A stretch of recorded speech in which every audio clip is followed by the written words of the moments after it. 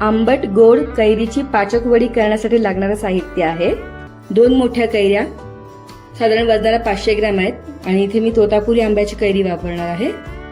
1 वाटी पुदिना, अर्धी वाटी खडीसाखर। खडीसाखरेच्या ऐवजी तुम्ही साधी साखर किंवा गूळ वापरला तरी चालेल। सर्वात आधी कैऱ्या स्वच्छ धुवून पुसून घ्यायच्या।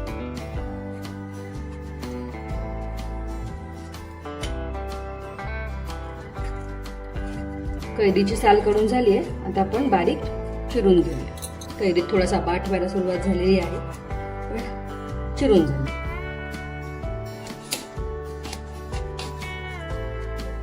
कैरीचे बारीक तुकडे करून झाले की मिक्सरच्या भांड्यात घालायचे आणि थोडासा पुदिना, अर्धी वाटी पाणी घालून वाटून घ्यायचं।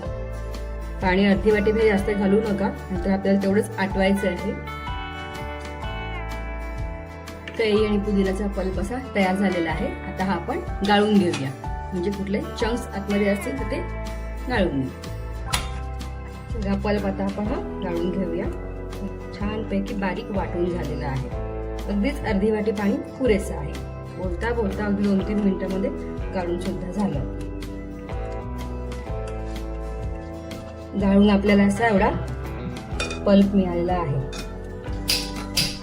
बारीक गॅस करायचा आणि हे आपण मिश्रण घट्ट होईपर्यंत ढवळत राहायचं।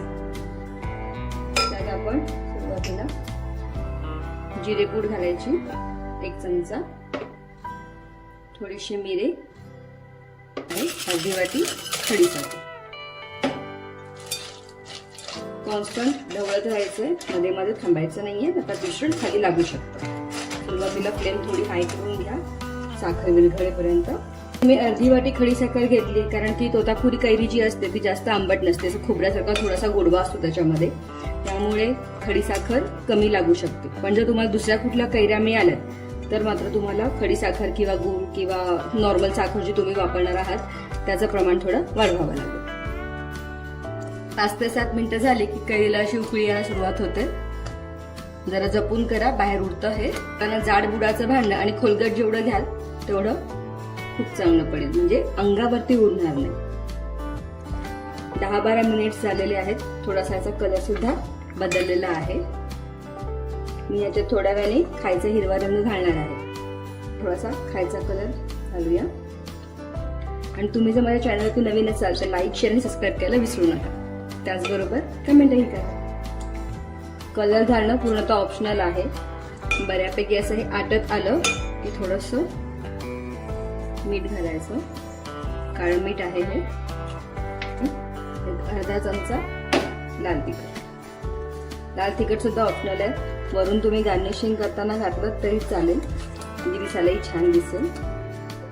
ज्या ताटात किंवा ट्रे मध्ये तुम्हाला सेट करायचंय त्या ताटाला तुम्ही थोडंसं तेल लावून ग्रीस करून घ्या।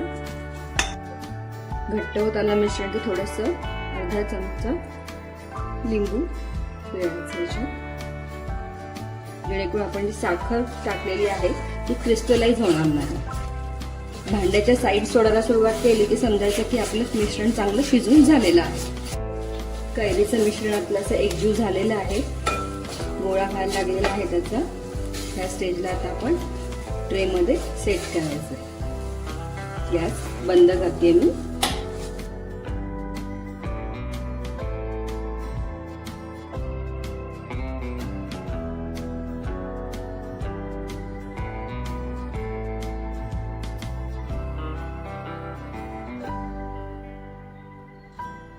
जर ऊन नसेल तर 3 दिवस पंख्याखाली सुकवलं तरी चालेल।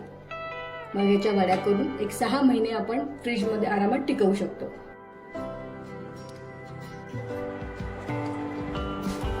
दोन दिवस आज झाले, आता आपण हे काढून बघूया आणि कट करून घेऊया। पूर्ण अशी पोळी बाहेर येते। ही आपली फ्रंट साइड, ही याची बॅक साइड।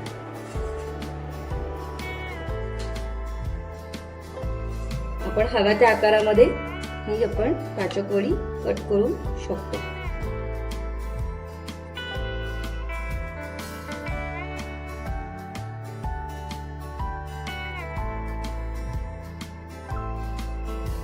कापून झाल्या की पिठी साखरेमधून थोड्याशा घोळवून घ्यायच्या, म्हणजे स्टोअर करताना त्या एकमेकांना चिकटणार नाहीत.